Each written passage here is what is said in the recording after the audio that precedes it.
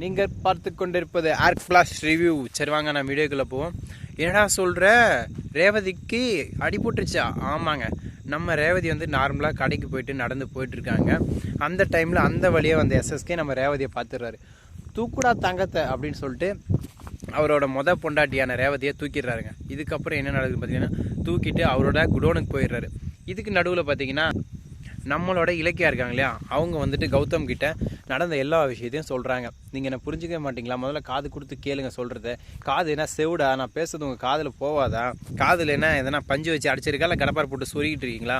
மூடிட்டு சொல்கிறத முதல்ல கேளுங்க அப்படின்னு நம்ம இலக்கியா சொல்லடி சொட்ட தலைச்சி என்ன தான் சொல்கிற பார்ப்போம் அப்படின்னு நம்ம நக்கலாக பேசுன கௌதம் எனக்கு இப்படி சொன்னோடனே கோவம் வந்துடுச்சிங்க.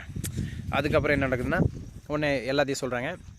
இப்படி தான் எங்கள் மாமா கிட்டேருந்து ஃபோன் வந்துச்சு. அஞ்சலி வந்து ரூம்லேருந்து திட்டுத்தனமாக வெளியே வந்துட்டு, அதுக்கப்புறம் எங்கள் அம்மா வந்து கால் பண்ணி சொல்ல அந்த ஃபோனை கீழே தள்ளி உடச்சி எங்கள் அம்மாவை கீழே தள்ளி அவங்களுக்கு வந்து பிரச்சனை ஆகிட்டு ரொம்ப ப்ரீத்திங் இஷ்யூ ஆகிட்டு அவங்கள ஹாஸ்பிட்டலில் சேர்த்து அவங்கள ஒரு பக்கம் சரி பண்ணுறதுக்குள்ள நான் ரொம்ப கஷ்டப்பட்டுட்டேன்.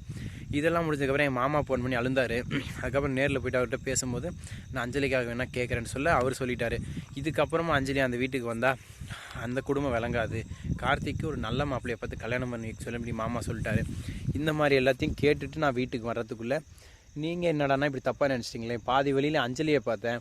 அவள் எஸ்எஸ் கிட்ட போயிட்டு தேவையில்லாமல் கேட்டுட்டு 2 கோடி கேட்டு 2000 ரூபா பிச்சை எடுத்துகிட்டு வந்தா. இந்த விஷயத்தெல்லாம் பார்த்துட்டு வரதான் லேட் ஆகிடுச்சு. நீங்கள் என்னடானா நான் என்ன சொல்ல வரேன்னே புரிஞ்சிக்காமல் உங்கள் இஷ்டத்துக்கு கண்ணா பின்னா கச்சா முச்சா கிச்சா அச்சான்னு பேசிட்டு போயிட்டீங்க. இப்படிலாம் பேசுனீங்களா? நான் என்ன பண்ணிட்டோம்? நான் என்ன தமிழில் தானே சொன்னேன், ஹிந்தியில் கே போலா எசா குச்சி போலா எப்படி தானே சொன்னேன்? இல்லை தமிழ் தானே சொன்னேன், உங்களுக்கு தமிழ் தெரியாதா அப்படின்னு கேட்க, இதெல்லாம் கேட்ட கௌதம்க்கு அப்படியே ஃபேஸ் டல் ஆகிடுச்சிக்க. இலக்கியா உன்னை போய் தப்பாக நினச்சிட்டு நடித்தாங்க குட்டி அப்படின்னு சொல்லிட்டு ரொமான்டிக்காக பேசுகிறாருங்க. அதுக்கப்புறம் என்ன ஆகுதுன்னா, இன்னொரு பக்கம் நம்ம எஸ்எஸ்கே குடோனில் கட்டி வச்சுருந்த நம்மளோட ரேவதி அம்மா இருக்காங்களே, அவங்கக்கிட்ட எல்லா டீட்டெயிலும் கேட்குறாங்க.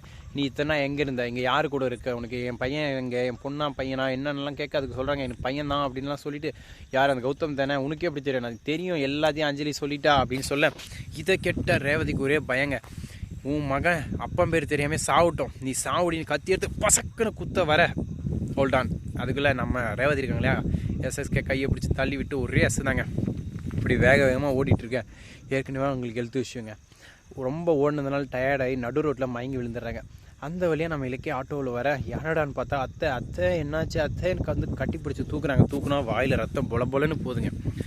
தார் ரோட்டில் விழுந்தாங்க இல்லையா, அதில் மண்டை இடிச்சிக்கிச்சுன்னு நினைக்கிறேன். ரத்தம் கொட்ட ஐயோ அத்தைன்னு கதறாங்க நம்ம இலக்கியா. அதுக்கப்புறம் ஹாஸ்பிட்டலில் தூக்கிட்டு போகிறாங்க. இதுக்கப்புறம் என்ன நடந்துச்சு எது நடந்துச்சு நெக்ஸ்ட் வீடியோ உங்களுக்கு அப்டேட் பண்ணுறேன். மறக்காமல் என்னோட சேனலை சப்ஸ்கிரைப் பண்ணுவாங்க. சப்ஸ்கிரைப், லைக், ஷேர், கமெண்ட் பண்ணுங்கள். Thank you so much. Tata, see you, bye நண்பர்களே, நன்றி.